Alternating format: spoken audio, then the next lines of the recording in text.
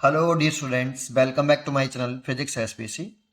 Electromagnetic induction का एक question. The figure shows three circuits, the identical batteries, inductor and resistor. सब कुछ identical है। Rank the circuit according to the current through the battery just after the switch is close. Just after मतलब just after का मतलब t बराबर 0 पर the switch is closed the greatest first. कौन सी चॉइस सही होगी? तो देखो, एक कुछ इसका की कंसेप्ट है एलआर सर्किट का। ये मैं कई बार कई वीडियो में बना चुका हूँ, पर हर वीडियो में इसलिए बना देता हूँ कि आपको ये समझ में आ जाए। एलआर सर्किट, देखो एलआर सर्किट में तीन अवस्थाएं होती हैं, तीन स्टेज होती हैं। जब करंट ग्रोथ कर रहा हो, जब करंट ग्रोथ किया मतलब पहले की ओपन हो, फिर हम की क्लोज कर रहे हो, करंट बढ़ रहा हो, एल, फिर मैंने एल आर बना लिया, और फिर मैंने एक और एल आर बना लिया। बस इसी में कंसेप्ट है, फिर उस क्वेश्चन में कुछ नहीं है। आप क्वेश्चन पर ध्यान देते हो, कंसेप्ट को एक बार सीखे बहुत सारे क्वेश्चन सॉल्व हो जाते हैं। देखो, की क्लोज है तो करंट ग्रोथ वाली कंडीशन में जैसे मैं से की क्लोज करूंगा तो टी बराबर 0 पर करंट इंक्रीज होना शुरू करेगी, और ये करंट क्लोज कर दिया तो टी सेकंड पर ये, और t infinity tends to infinity पर ये। तो किसी इंस्टेंट टाइम मान लो इसमें करंट फ्लो कर रही है आपकी आई, तो ये फॉर्मूला हमें किसी इंस्टेंट टाइम के लिए करंट जो होती है ये होता है E upon R 1 minus E की power minus K R T by L. अच्छा, आर को नीचे लेके आओगे तो T upon L upon R. L upon R जो होता है वो टाइम कांस्टेंट होता है एल आर सर्किट के लिए, मैं ऐसे लिख देता हूं।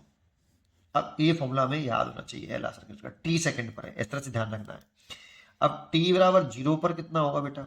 तो टी बराबर 0 अगर यहाँ पर पुट करें तो आई की वैल्यू कितनी आएगी सोच के बताओ। टी बराबर 0 रखो तो ई की पावर 0 हो जाएगी, और किसी की पावर 0 होती है उसकी वैल्यू 1 होती है, तो ई की पावर 0 की वैल्यू 1 होगी। 1 से 1 कटेगा तो आई की वैल्यू कितनी आएगी? 0। दैट मीन्स टी बराबर 0 पर अगर करंट आ रहा है 0, दैट मीन्स इंडक्टर जो है ये बिहेव कर रहा है as open circuit. Open circuit की तरह से बिहेव करता है, क्योंकि जैसे ही की क्लोज करोगे आप तो ये इंडक्टर करंट के इंक्रीज होने का अपोज करेगा, विरोध करता है बहुत ज्यादा। इतना विरोध ज्यादा होता है करंट फ्लो करने ही नहीं देता है। तो एक इंडक्टर ओपन सर्किट की तरह से काम करता है टी बराबर 0 पर ऐसे, और करंट की वैल्यू उसमें 0 रहती है। ये जब आपका करंट ग्रोथ कर रहा हो तब की कहानी है, ठीक है। तो टी बराबर 0 पर ऐसा सर्किट डायग्राम बनता है। आप इसको इंडक्टर को ऐसे रिप्लेस कर सकते हो जीरो रेजिस्टेंस के वजह से। टी बराबर इन्फिनिटी पुट करके देखो इसमें तो आई कितना आएगा। तो देखो टी बराबर इन्फानेट रखेंगे तो ई की पावर 0, ई की पावर इन्फानेट, इसकी वैल्यू हो जाएगी 0, और इसके लिए 0 हो गई तो ई अपॉन आ रहा है करंट। अब सोचो टी बराबर इन्फिनिटी पर करंट इसमें जो आ रहा है, ये जो करंट आ रहा है टी बराबर इन्फिनिटी पर, ये करंट आ रहा है ई अपॉन आर। सोचो इसका ईएमएफ ई और रेजिस्टेंस आर, तो इसका तो कोई रोल नहीं रहा ना। तो टी बराबर इन्फानेट का मतलब होता है स्टेडी स्टेट, मतलब करंट बढ़ते बढ़ते मैक्सिमम हो चुकी है, उसे स्टेडी स्टेट बोलते हैं। और जब करंट मैक्सिमम हो चुकी है उसका बढ़ना बंद हो गया है, तो फिर विरोध करना भी बंद हो जाएगा इंडक्टर का। तो इंडक्टर जो है फिर बिहेव करने लगता है जीरो रेजिस्टेंस कंडक्टिंग वायर की तरह से। दैट मीन्स आप इसे शॉर्ट सर्किट कह सकते हो, सॉरी, दैट मीन्स ऐसे बना सकते हो बेटा। इंडक्टर को एक जीरो रेजिस्टेंस के वायर से रिप्लेस कर लो। तभी तो सोचो इसको अच्छी तरीके से, क्योंकि फिर इस वाले में करंट कितनी हो रही है देख देख के बताओ। ये ई है और ये आर है, और करंट है ई अपॉन आर। देखो सीधा सीधा हो गया। बस ये दो पॉइंट हमें पता होने चाहिए, ये तीसरा पॉइंट ही है, इसमें कर लो आप।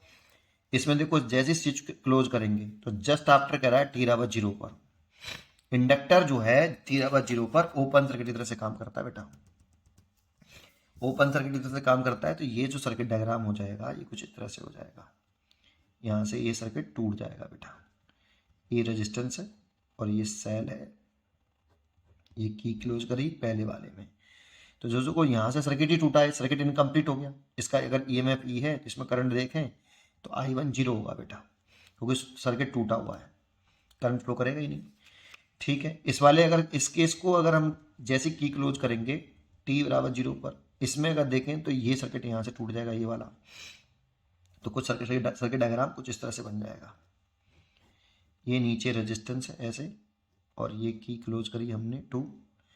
इस सेल का ईएमएफ ई मान लेते हैं, रेजिस्टेंस आर है, आइडेंटिकल रेजिस्टेंस हैं सारे, ये भी आर मान सकते हैं हम। और ये इंडक्टर एक ओपन सर्किट की तरह से काम करेगा t बराबर 0 पर। तो ये करंट ऐसे फ्लो कर जाएगी बेटा, इसमें पाथ क्लोज है आपका, ये की क्लोज कर दी, ये करंट कुछ इस तरह से आ जाएगी ऐसे। इधर से तो टूटा हुआ सर्किट है तो इसमें कोई करंट नहीं जाएगी, और कोई करंट नहीं जाएगी तो ये रेजिस्टेंस तो यूजलेस हो जाएगा, और करंट हो जाएगी total EMF upon total resistance, I2 बराबर हो जाएगा E अपॉन R। ऐसे इसमें देखें तो ये वाला जो ये है टी, जैसे क्यू क्लोज किया तो ये सेल आपका हो गया, इसका रेजिस्टेंस R हो गया क्योंकि आइडेंटिकल रजिस्टर है, इसका भी R हो गया, और ये हमने की क्लोज कर दी है यहाँ, और ये ओपन सर्किट की तरह से काम कर रहा है ऐसे। तो इसमें भी करंट ऐसे जाएगी I3 ऐसे, तो इसमें I3 करंट जा रही है, ये करंट ऐसे गई ऊपर से, इधर से सर्किट टूटा हुआ है, इधर I3 और ये I3। तो I3 निकालें, total current, total EMF E upon total resistance, तीनों की बैटरी भी आइडेंटिकल है, रेजिस्टेंस भी आइडेंटिकल है ना, और इंडक्टर भी आइडेंटिकल बता रहा था। तो ये तो ओपन सर्किट की तरह से काम कर रहा है, तो E अपॉन 2R हो जाएगा, R प्लस R जो दोनों सीरीज में हो गया रेजिस्टेंस, तो 2R हो जाएगा। अब सोचो I3 और I1 और I2 को सीक्वेंस में लिखना है, तो सबसे बड़ी करंट पहले लिख लेते हैं क्योंकि समय सबसे बड़ी करंट दे रखी है। तो I2 सबसे बड़ी करंट है, I3 उससे छोटी है, और I1 सबसे छोटी है।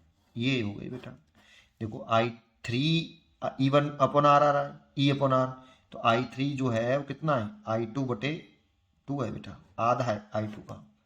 तो I2 सबसे बड़ा, I3 से छोटा, और I1 सबसे छोटा। तो ये पहली चॉइस ही हो गई बेटा, I2 ग्रेटर देन I3 और ग्रेटर देन I1, I1 सबसे छोटा है, फर्स्ट चॉइस हो गई। पढ़ते रहिए और खुश रहिए।